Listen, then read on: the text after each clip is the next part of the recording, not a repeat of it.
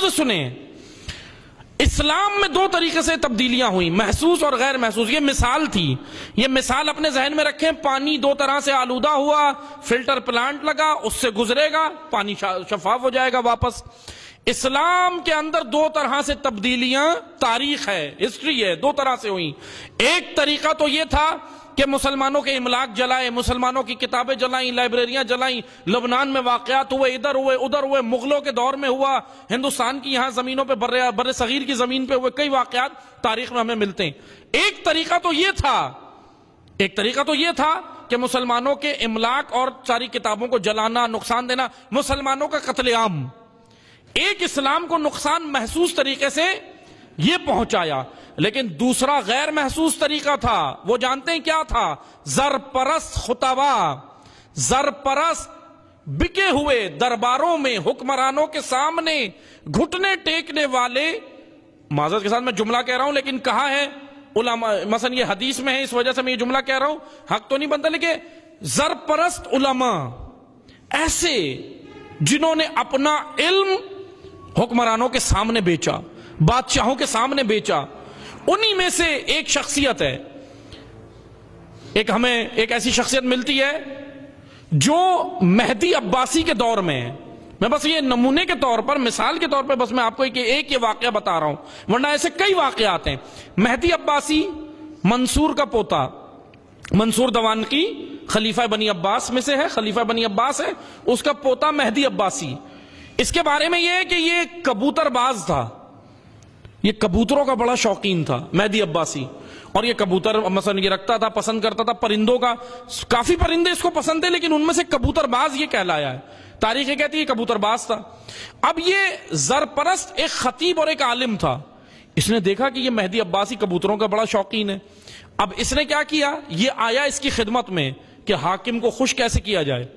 حکمران ہے، خوش ہوگا، خلیفہ ہے وقت کے دور، مثلا حاکم ہے، وزیر اعظم ہے، صدر ہے، سب کچھ ہے، خوش ہوگا تو مجھے انعام بھی دے گا. اس نے جانتے ہیں کیا کیا، اس نے پیغمبر اکرم کے نام سے ایک حدیث سنائی، جو حدیث مشہور ہے، کئی کتابوں میں ہے، شیعہ سنی دونوں کے پاس تھی، کہ وہ بہرحال ایک موقع پہ پیغمبر اکرم نے کہی جب لوگ جو ہے وہ نماز کو ترجیح نہیں دے رہے تھے، اپنے کاموں کو ترجیح دے رہے تھے.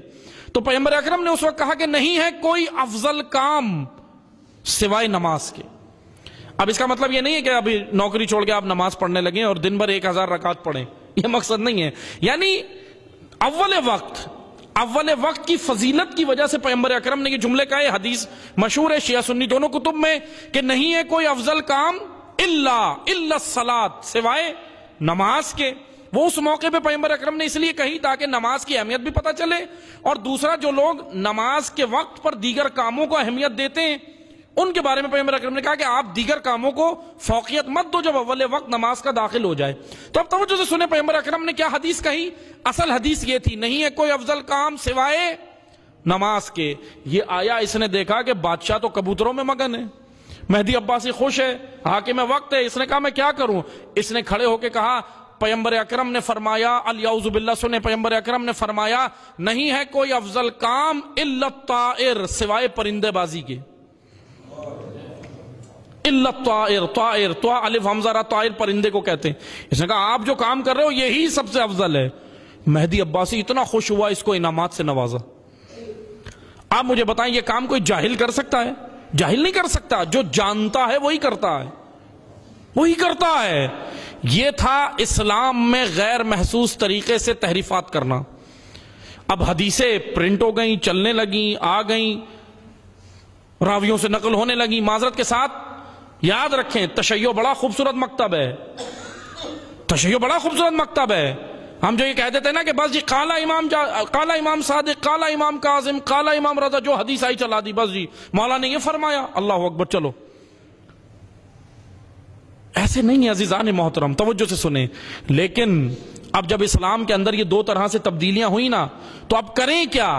پانی دو طریقوں سے آلودہ ہوا تھا، فلٹر پلانٹ لگا ہوا تھا، فلٹر پلانٹ سے چھن کے آیا، شفاف ہو گیا. اب اسلام کا بھی بڑا خوبصورت قانون ہے، گھبرائیں نہیں. محسوس طریقے سے تبدیلی یہ ہوئی، اسلام کے اندر نقصان محسوس طریقے سے اسلام کو نقصان یہ دیا کہ املاک جلائیں، قتل و غارت گری کی، ظلم کیا مسلمانوں پہ. ابدان کو نقصان دیا، لیکن عزیزان محترم غیر محسوس طریقے سے کیا ہوئی؟ حدیثوں میں تبدیلی۔ لیکن آئمہ نے بڑا خوبصورت مکتب تشیع، آئمہ نے یہ نہیں کہا کہ آئمہ نے کہا پریشان مت ہو، اگر اسلام میں یہ تبدیلیاں کر رہے ہیں، اگر خلفائے بنو امیہ، خلفائے بنو عباس یا دیگر لوگ یا کوئی بھی زرپرست آ کر تبدیلی کرے تو گھبرانا نہیں، ہم تمہیں ایسا فلٹر بتا رہے ہیں، اس سے حدیث کو گزارنا، اگر مل جائے تو ٹھیک ورنہ رد کر دینا۔ اس فلٹر پلانٹ کا نام امام رضا نے قرآن بتایا۔